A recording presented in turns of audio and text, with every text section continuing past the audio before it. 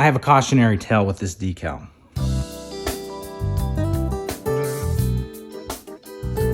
Hey guys, Kip here, welcome back, and today we are in my studio. We're in the shop, we're in the lab, and before we talk about what we're looking at here, I need to let everybody know, if you're in the prop building community, cosplay community, prop replica community, whether you're the one making this stuff, you're the one selling this stuff, I don't care if you're doing this stuff in your basement or if you are a large company, I think that there is some transparency that we need to talk about here. So, well, what does that mean?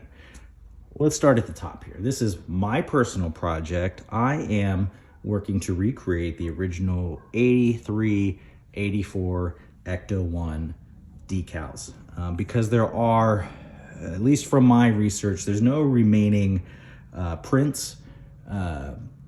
There's no remaining materials that were used to make the prints, so it's just up to the community, and I've taken it upon myself to tackle this project. And these, what you're looking at, are actually film transparencies. There are two colors here, color separations. We've got red, we've got our black. So when this goes to print, that's how that will be referenced. I will be screen printing onto vinyl. That is different than this decal right here. This is a production-made decal for Ghostbusters 2. At the beginning of Ghostbusters 2, we see Ecto-1 putting around town, and the decals on the car are not the same decals from the first film. They are these paper decals. They are hand-printed. The Earl Hay Press. If you follow Props to History on any of the platforms out there, you've probably learned a little bit about these decals, their origins, and Earl Hay Press. I'll set that down. It is surprising to me that they went with paper for these decals, but that is in fact how they're made. And how do I know this is authentic? Well, I've got the certificate of authenticity. And you guys are gonna believe this, I did not order this item. I am in the middle of this project creating my own Ecto decals, and literally out of nowhere, this decal shows up at my studio from Hero Prop, and these guys are selling a couple different production-made decals from Ghostbusters 2. Not only is this printed on paper, Earl Hay's being a traditional press, they use block printing, where it was a giant stamp. They stamped on the red, then they stamped on the black. Where I'm gonna go more of kind of the punk rock route, I believe, is I will be silk screen printing.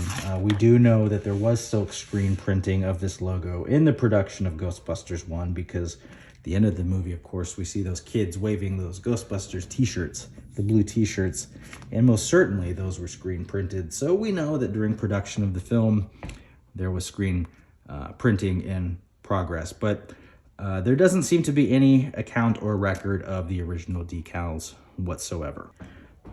I have a cautionary tale with this decal. Hero Prop is selling this on their website for $350.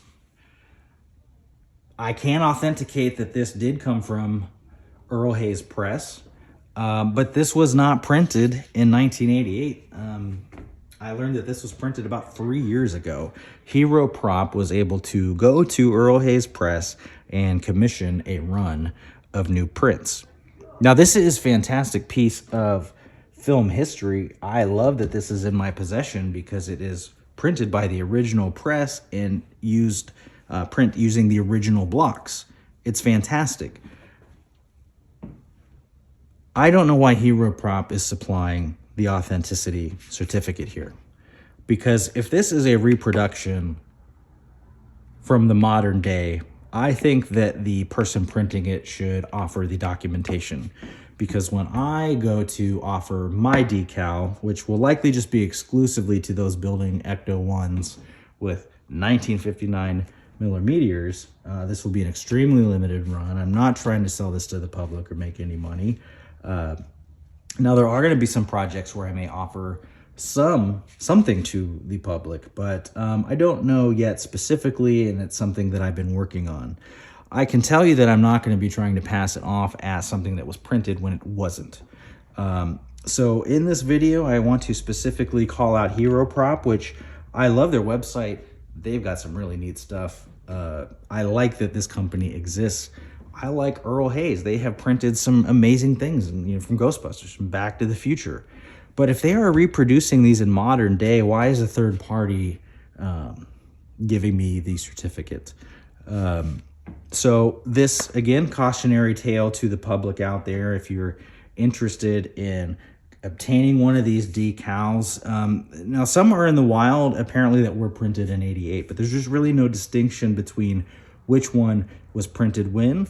I think that is something that I would like to, as a creative professional, I would like to place that onto Earl Hay's. I think you guys need to do better with how you are doing these collaborations on these newer productions. I will very likely be shipping this off to you folks to get a new certificate of authentication, and I think that we need to be working with Hero Prop to also kind of change things up and be a little bit more transparent on what people are getting, where it came from, and most importantly, when it came from.